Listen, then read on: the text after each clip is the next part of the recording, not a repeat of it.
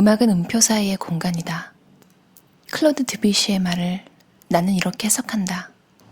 아름다움을 온전히 감상하기 위해서는 어느 정도 여백이 필요하다.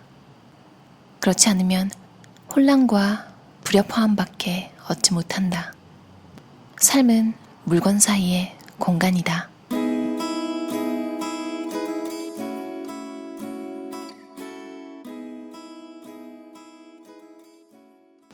잡동사니가 너무 많으면 창의력이 짓눌리고 삶이 조화를 이루지 못한다. 거꾸로 우리에게 공간이 많을수록 삶은 더욱 아름답고 조화로워진다. 공간이란 아무리 많아도 결코 충분해 보이지 않는 것이다. 공간이 부족하면 우리는 주변을 둘러보고 의아해한다. 공간이 죄다 어디로 가버린 거야?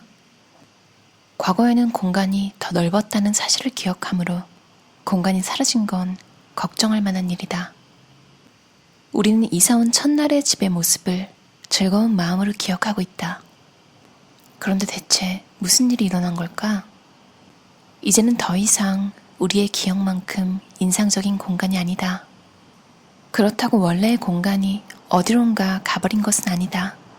우리가 둔 바로 그 자리에 여전히 있다. 공간은 변화하지 않는다.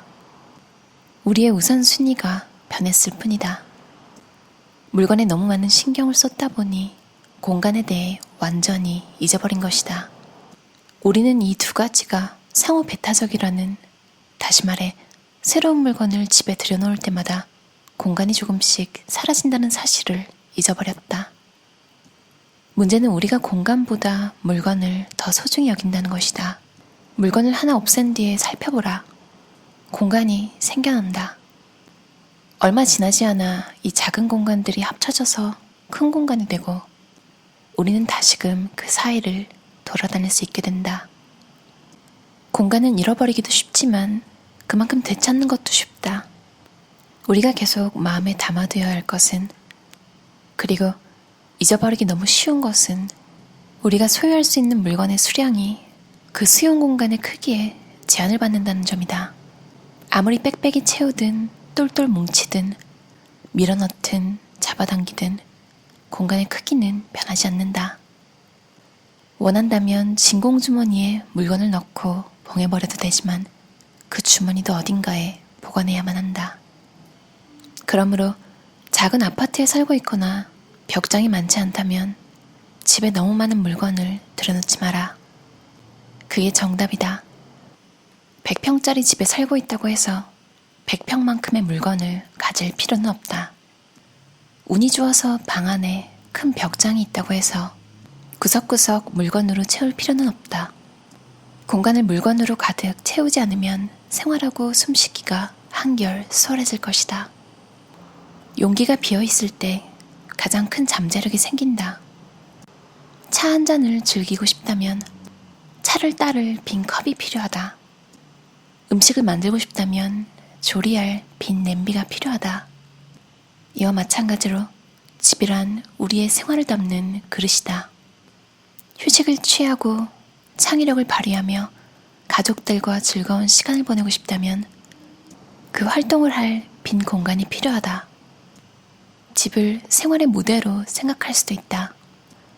최상의 연기를 펼치기 위해 우리는 자유롭게 움직이며 느낌과 생각을 표현할 수 있어야 한다. 무대 소품에 걸려 넘어진다면 분명히 재미가 없을 것이다. 우리는 아이디어와 생각을 위한 공간도 필요하다. 잡동사니로 가득 찬 방에 있으면 대개 머릿속에 잡다한 생각밖에 나지 않는다. 가령 소파에 앉아서 책을 읽거나 음악을 듣고 있다가 정말로 심오한 생각이 당신의 상상력을 자극한다고 하자. 어쩌면 인간의 본성에 대한 통찰력을 얻었을지도 모르고 인생의 의미를 발견하기 직전일 수도 있다. 생각에 깊이 잠겨 인류의 신비를 푸는 동안 당신의 시선은 소파 앞 탁자에 놓인 잡지더미나 구석에 놓인 세탁바구니로 향하고 만다. 당신의 정신은 그 즉시 옆길로 새버려 좀 전에 몰두하던 생각을 잊어버리고 만다. 사실 공간의 가장 위대한 점은 정말로 특별한 물건과 사람에게 주목하도록 만든다는 것이다. 만약 아름다운 그림을 가지고 있다면 그 그림에 다른 장식을 잔뜩 덧붙이지 않을 것이다. 그림이 돋보이도록 공간을 마련해 단독으로 걸어두는 것만으로 충분하니 말이다. 집안에 공간을 마련하면 우리는 마땅히 주의를 기울여야 할 대상, 다시 말해 소유물이 아니라 행동에 다시금 집중하게 된다. 인생은 너무 짧기에 물건에 대한 지나친 관심으로 낭비해서는 안 된다. 우리에게 주어진 매 시간, 매일, 매해를 제대로 살 수 없다면 인생이 무슨 의미가 있겠는가? 적게 소유할수록 더 소중한 시간을 얻을 수 있다는 사실을 기억하자. 물건을 덜 가지면 그것을 관리하고 유지하는 일이 줄어들고 벽장이나 창고, 가방 속이나 서류 더미에서 무엇을 찾아내느라 낭비하는 시간도 줄어든다. 여유 시간이 늘어나면 그만큼 삶의 리듬이 늦춰지면서 더욱 평화로워진다. 즉, 균형을 잃지 않고 피로에 시달리거나 시간에 쫓기지 않고 여유를 즐기면서 일정표에 적힌 대로 숨가쁘게 움직이는 삶을 살지 않아도 된다는 뜻이다. 우리는 집에 있든 밖에 있든 대부분 어떤 물건과 관련된 행동을 할 때가 많다. 그 물건에 대해 생각하고 말하고 갖고 싶어 하다 결국은 그것을 사서 가지고 다니고 간직하고 손질하고 정리하며 흘려보내는 시간을 생각해 본 적이 있는가?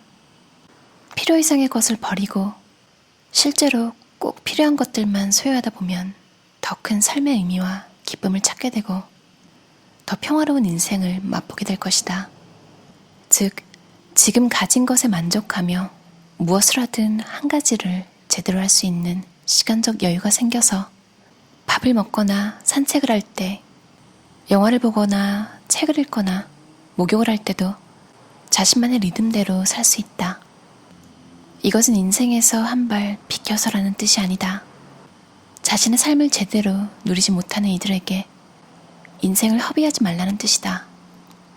최소한의 물건만 놓인 여백이 있는 집에서 우리의 삶은 오히려 더 풍요로워질 것이다.